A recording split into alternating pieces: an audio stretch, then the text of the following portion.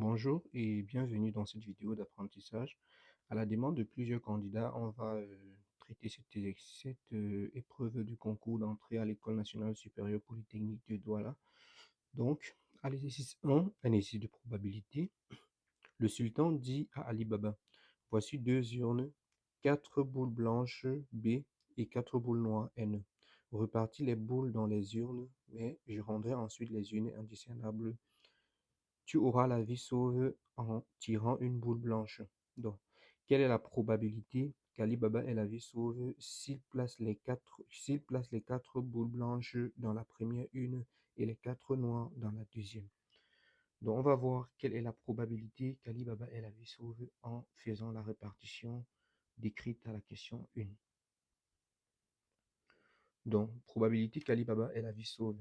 S'il place les quatre boules blanches dans la première une et les quatre boules noires dans la seconde, quelle est la probabilité qu'il ait la vie sauve? On va appeler cette probabilité P1 et on calcule P1. Pour qu'il ait dans la vie sauve, il faudrait qu'il tire une boule blanche dans l'une U1. Ok. Donc il faudrait d'abord qu'il choisisse la bonne urne parce que les urnes sont indiscernables au toucher. Donc pour choisir la bonne urne, donc, ce qui se passe, c'est qu'il va choisir, donc, il va choisir la bonne urne et tirer la boule blanche et tirer la boule blanche. Ou choisir la mauvaise urne et tirer la boule noire et il n'a pas la vie sauve. Donc du coup, la probabilité d'avoir, il va d'abord choisir la bonne urne avec une probabilité de 1,5. Donc 1,5, c'est la probabilité de choisir la bonne urne parce qu'il y a une bonne urne sur deux. Donc, il choisit d'abord soit l'une U1 avec une probabilité de 1,5 et il tire une boule blanche dans l'une UN avec quelle probabilité? Avec une probabilité de 4 quarts parce qu'il y a 4 boules blanches sur 4 boules au total dans l'une U1. Donc, nombre de cas favorables sur nombre de cas possibles. Ou bien, il peut choisir la deuxième une avec une probabilité de 1,5 et il tire aucune boule blanche parce qu'il n'y en a pas dans l'une U2. Donc, 0 boule blanche, le nombre de cas possibles sur le nombre de cas favorables sur le nombre de cas possibles. Donc, il y a cette probabilité, c'est 1,5. En termes de pourcentage, ça lui donne du 50%. Donc là, il a 50% de chances de s'en sortir. La question 2, idem avec deux boules blanches plus deux boules noires dans la première une et deux boules blanches plus deux boules noires dans la seconde.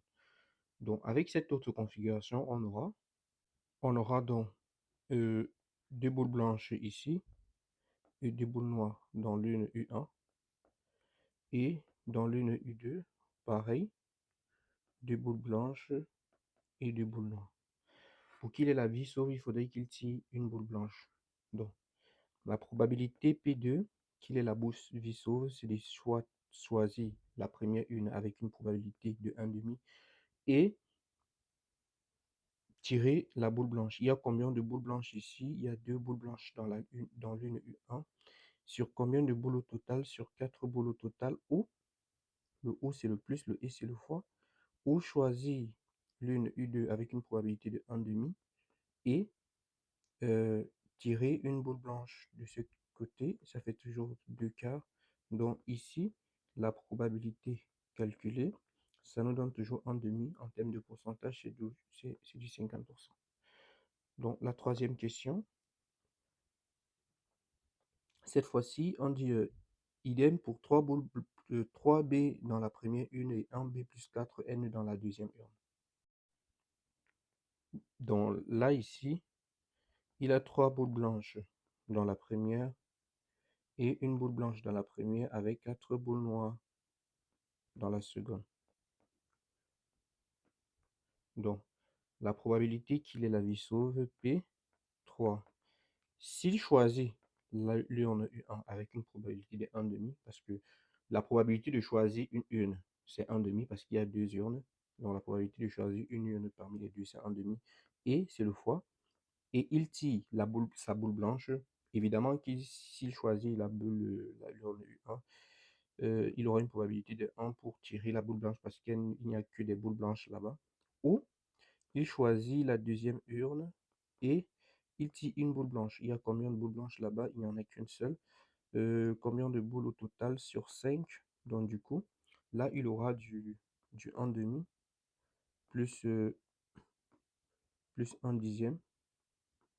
Donc là, ça fait du 6 dixièmes. Donc ici, il a une probabilité de 3 cinquièmes. En termes de pourcentage, je crois ça c'est du 0,6. Ça veut dire là, il a du 60% des chances de s'en sortir. Donc, en question 4, on nous demande oui, comment Ali Baba maximise-t-il ses chances? Donc, comment est-ce qu'il maximise ses chances? Ça, c'est un problème de répartition opérationnelle. Donc, comment est-ce qu'il peut maximiser ses chances? On a deux urnes, U1 ici, U2 là. S'il place une boule blanche là, et le reste de boules blanches, il les place ici, il en restera 3. Et avec les boules noires donc, la probabilité de s'en sortir dans cette configuration, c'est quoi?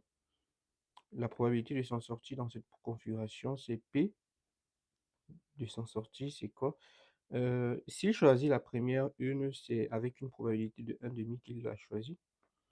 Et il s'en sort avec 1 sur 1 parce qu'il y a une boule blanche sur une boule au total. Ou s'il choisit la deuxième urne, pour qu'il s'en sorte, il faudrait qu'il tire une boule blanche là-bas.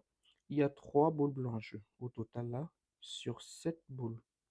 Donc du coup ici, on aura du 1 demi plus du 3 quatorzième, ce qui nous fera P égale à 7 plus 3 sur 14. Donc 7 plus 3 sur 14, ça nous fait du 10 quatorzième ou du 5 septième. Voilà. Bon, là, en termes de pourcentage, ça va donner du 0, là, on retient ça, et puis après, ça fait 7, si on calcule bien, 111. Donc, ça fait en fait ça lui fait du 111% de chance de s'en sortir. Donc, du coup, pour qu'il s'en sorte, il faudrait qu'il ait cette configuration-ci. Donc, je vous laisse laisser en commentaire vos points de vue sur si vous avez peut-être de meilleures configurations de s'en sortir. Mais moi, je crois que ça, c'est la meilleure configuration pour s'en sortir. Il faudrait qu'il mette une boule blanche dans le nœud U1 et une autre boule, et le reste de boules, et le nombre de boules restantes dans le nœud U2. Donc là, c'est tout pour cet exercice et on va passer donc à l'exercice 2 qui est un exercice très intéressant sur les séries de Fourier. Oui, assez intéressant. Donc, merci et je crois on va arrêter là la vidéo et on va faire une prochaine vidéo pour l'exercice 2. Bon courage.